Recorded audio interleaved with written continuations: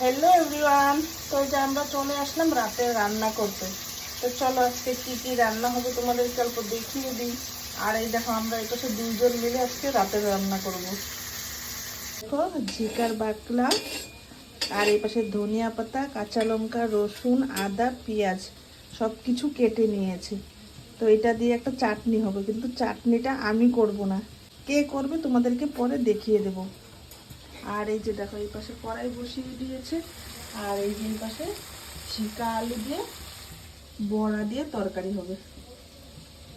আর এই যে দেখো সব কিছু ভাজা ভাজা হয়ে গেছে, এখন এটাকে শিলপাটায় বেটে চাটনি করে নেব। তো বন্ধুরা, এই যে রান্না বান্না কমপ্লিট। আর এই দেখো এখন চাটনিটাতে লেবু দিয়ে দিচ্ছে। তো এই চাটনিটা বানিয়েছে ওই যে আমার ভাস্তি। নাজানো তো খেয়ে দেখো তো কেমন হয়েছে। মই বেঙ্গলি নাজানো গাইস। তো এই যে আমি টেস্ট করে দেখি কেমন হয়েছে। সেই স্বাদ, দারুণ।